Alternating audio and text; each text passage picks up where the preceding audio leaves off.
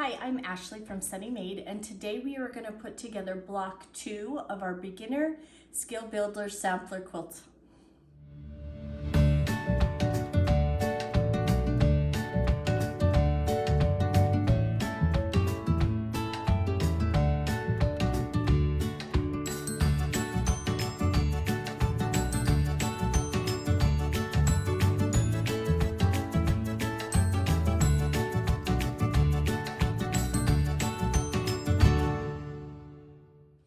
Welcome back. We're on week 4 of month 1. It's time to put our block all together. This is what it's going to be look like. We have been working on the pieces all month, and it's time to put it together. So week 1, we should have put together a 4 patch. This should have been trimmed 6.5 by 6.5 inches. Week 2 and 3, we worked on our flying geese. So you should have 4 of these. It's 3.5 by 6.5 inches. And then the only other thing that we need to complete this block is our corner squares. So you need some background fabric that is 3.5 by 3.5 inches square. Just like block 1, we're going to put this together in 3 rows. So we're going to have, I keep finding strings, corner, flying geese corner, flying geese, 4 patch, flying geese corner, flying geese corner.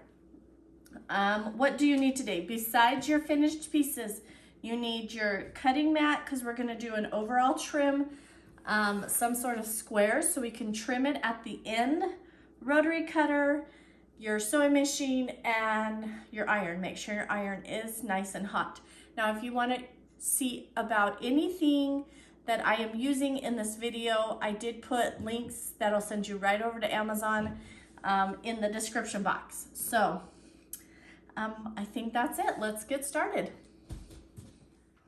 Okay, let's get this all laid out. First, we're going to start by putting our 4 patch here in the center. We're going to put a flying geese on each edge.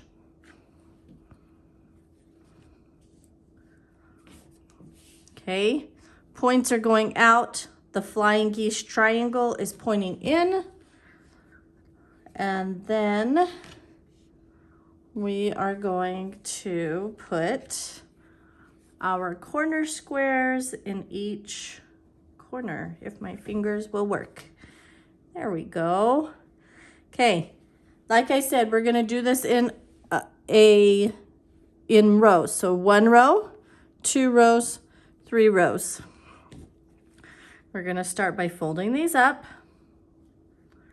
Okay. Now, we want to line up our points. So what we're going to do is, let's get you a little closer. Okay, we are going to take our pin and put it right here in the point of that flying geese. We're going to lift it up. Make sure that it lines up right with that seam below it, because we want it to line up with that seam. And set that pin. Once again, we're going to be using that 1/4 inch seam allowance. So we're going to sew 1/4 inch here, 1/4 inch here, and 1/4 inch right there. The seams are all sewn on each of these. Now it's time for us to iron. Our first ones, our side pieces, we are going to iron towards the white. So the corner pieces, you're going to put your corner piece up on top. Take our iron. We're going to just set that seam. Push it open. And iron it nice and flat. Let's do that with our second one.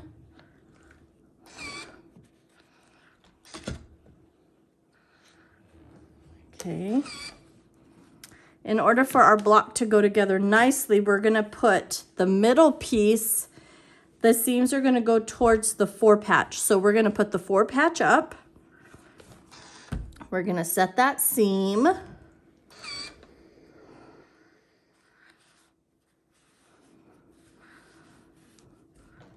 Finger press it open and then iron it out. So now we have our 3 pieces.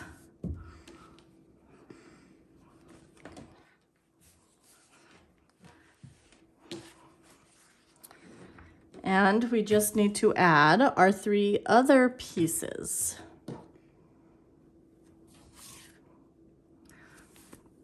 Okay, same thing. We're gonna fold them over, line them up right along the edges.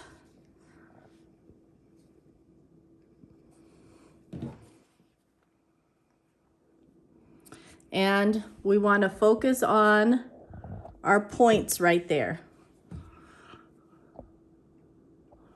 We're going to take our pin, place it there in the point, pull it back. Whoops, my pin moved. Okay, I was a little off. We're going to scoot it over to the edge. Pin it in there. And once again, do a 1/4 inch seam allowance across all 3 pieces. All right, seams are all pressed, They're all sewn. Now it is time to press them. We're gonna set that seam. Finger press them open.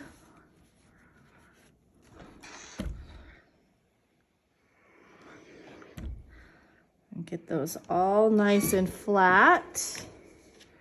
Second one. Finger press it open.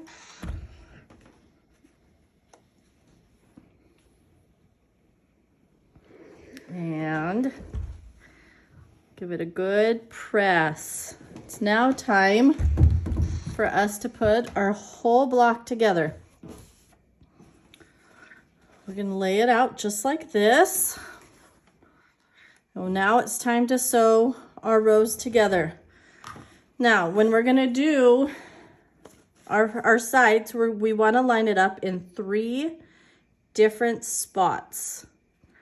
So first is going to be that middle. We're going to put our pin in the point. Whoops. Pull. Lost my pin. Let's try that again. Okay, put the pin in the point. Put the pin then right in the seam. Line it up and place your pin. Next, because of the way we ironed it, our seams are going to nest. What that means again is, as you can see, the yellow goes this way and the white goes this way. Nesting means that the seams just butt up right against each other like they do here. And they just nest nicely together. So the other thing I'm going to do is make sure I have pins in both of those seams so that they don't move.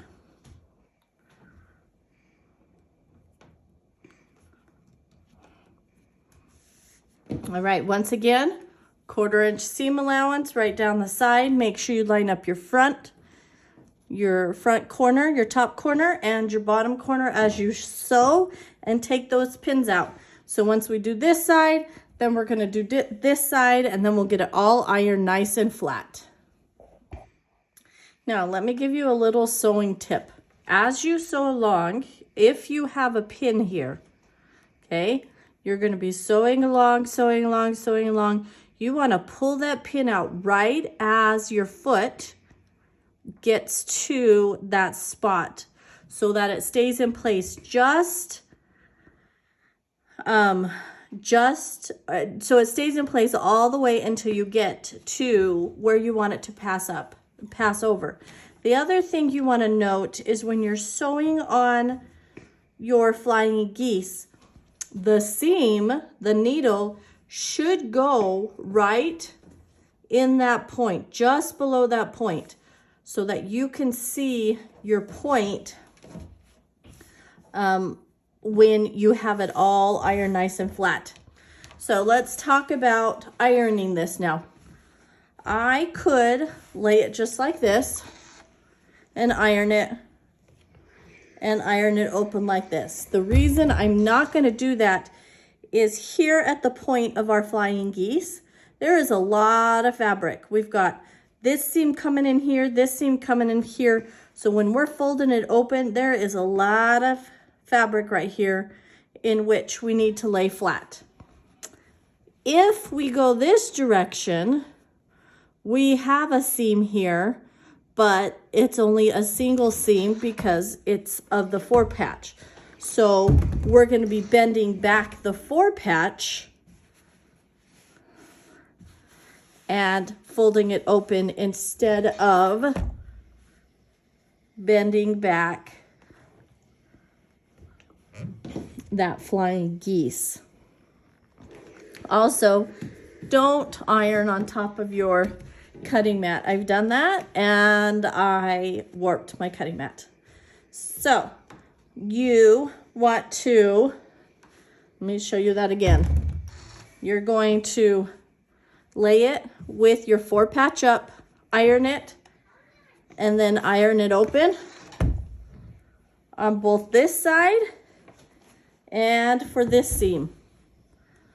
Then we want to give our block a nice iron.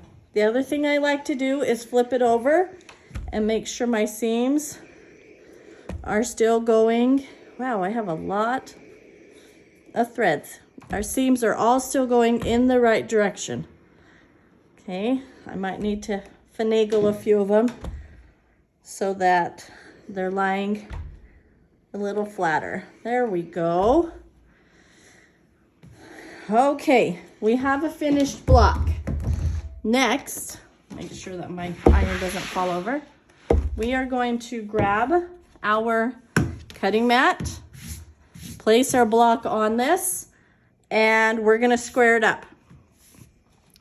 Trim it up to make sure that it's 12.5 inches square. This should be 12.5 inches square. If it's not, we're going to trim it. If it's smaller, it is what it is. So 12.5 inches, half of that is 6.25 inch. So we're going to go 6.25 this way, 6.25 down, and we're going to meet them right in the middle. And that should be right where the center of our 4 patches.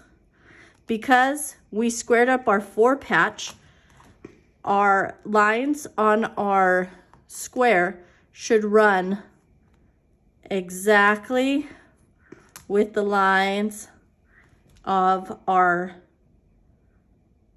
quilt block. The other thing that it should do, mine look, oh, they're pretty good. They should also line up right along each of these sewn edges. Oh, I keep wiggling it. These rulers can get slippery. So then, once I've lined up the middle and my lines, so I have it nice and square, I'm going to just take my rotary cutter and run it right along each edge to see if I have anything that I need to do, trim off. Now, once I've done this, I've done 2 sides and I flip it around. I'm going to line up that middle, but it should also line up down in this corner. And then once again, I'm going to give it just a quick, whoops. See, that's why you want to make sure that you hold it in place, because now my thing got off. They are nice and slippery. There we go. Now, a few more things about your quilt block. If your points don't quite line up, see, this one isn't great, but I like it. I don't really care. And also, Since I got off here, I got off here too. It overlaps a little bit too much and doesn't give me a nice square meetup like over here. I have two options. I can either go back and fix it, seam ripper it out, re-sew it, or I can leave it the way it is. Honestly, I don't mind it being the way it is. It's close enough for me, and I like the way it turned out. All right, here we have it. Vlog 2 of our beginner skill builder sampler quilt. We have 2 down. We have 7 more to go, 9 total. So continue to follow along and we'll have a whole quilt by the end of this. Make sure you like and subscribe so that you get the video sent right into your inbox and you'll know when I release it. The plan is to release them every Tuesday. So I will see you next week and we will start with some new techniques and some new fun colors. Thank you and have a great day.